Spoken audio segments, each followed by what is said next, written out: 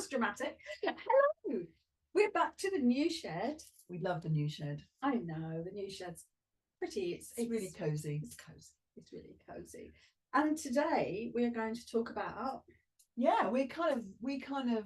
It's made us think about new beginnings and kind of moving on, and all of that. So this is a little kind of microcosm of, here we are somewhere new, because we were in the other shed and we were really comfortable. Yeah. And we kind of got really used to being there. We knew what to do. We were kind of doing things, and we're still kind of working it out here, aren't we? Yeah, I've just moved house. I've moved dramatically from a big house with lots of land to a really tiny little bungalow, and I was very unsure. It's not that tiny. It felt quite tiny, but it was felt really. And somebody said to me, it takes a while to get used to the dynamics, and that kind of was right. It's more than the space; it's more than where things are. And we were talking a little while ago about comfort zone and moving out of your comfort zone. But it is that dynamic of living that suddenly you reach out. And when I first moved, it took me about 20 minutes to make a cup of tea, because it was like, there's the kettle and you can normally do things without thinking. And I think what the interesting thing is, it forces your brain to relearn and rethink even simple things like make a cup of tea and where did I store the spoons and have I really run out of something, which are all very incidental. Which is a really important thing. No, never had that. Never had that problem. I was very keen. You were the wine was, yeah, right in the middle of the floor. That's where it lives. But it's that dynamic of, like you say, even when we sit chatting in this shed, it feels different. When we look at how we do things, instead of that automatic, it's kind of nice to rethink how things work. And it's great because it's also kind of confirmed for us in the sense that you can do new things at any age.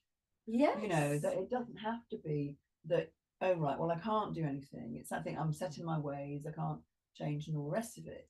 But actually you can still challenge, and you're going to be using different kind of brain connectors to try and work out how to mow the lawn or whatever it is, and it's just like, so it is that interesting thing. And then we were like thinking, how does this relate to menopause? Because I think you were saying that you found something where somebody was really resistant. I just want my old life back. I was because we do this stuff, lots of stuff comes on our Facebook that how things do, and this person was going, sort of soft menopause and all this new beginning and all this sort of horse droppings that goes on, and I just want my old life back, I want my old ways back, and I don't want to move forward, and I feels different and everything feels unusual. And I thought, although it was a bit like, really, and I felt a bit sad, because I thought, if we don't move on, if we don't change, what was life all about?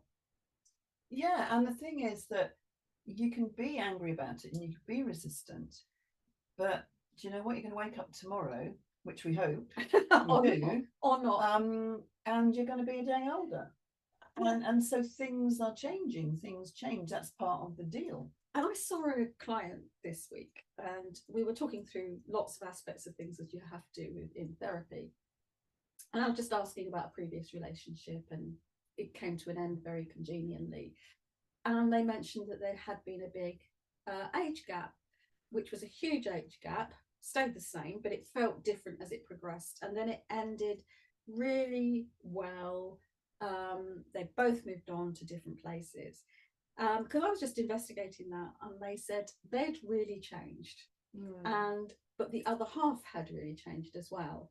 And they'd kind of changed in different ways. And we both said, well, if I am the same person now, I'm 60, if I'm the same person now that I was when I was 30, and this other person said it, we both said it at the same time, we both went, what a waste of a life. Nothing was changed.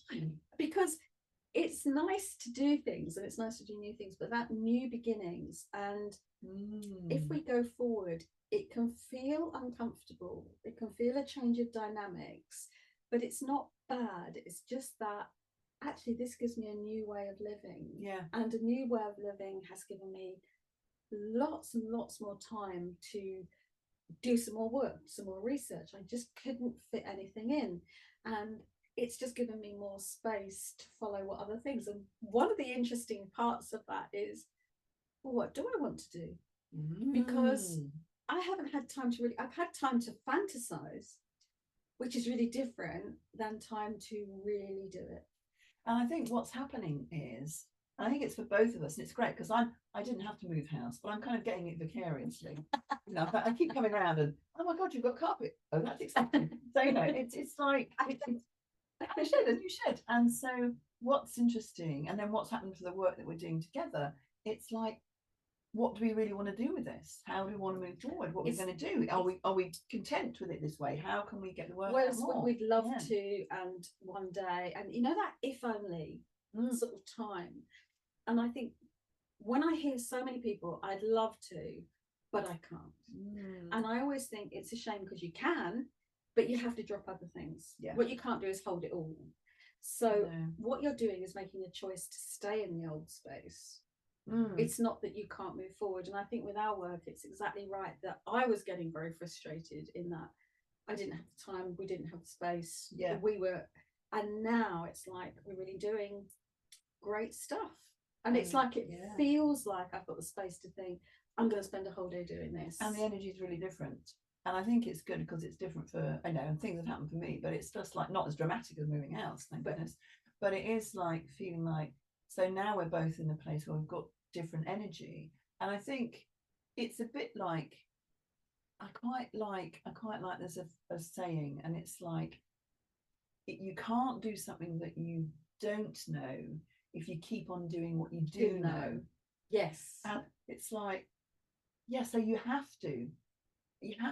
I mean, and it's like, well, if you don't want to move forward, then you're probably still crawling, aren't you? Because that would be painful to learn to walk.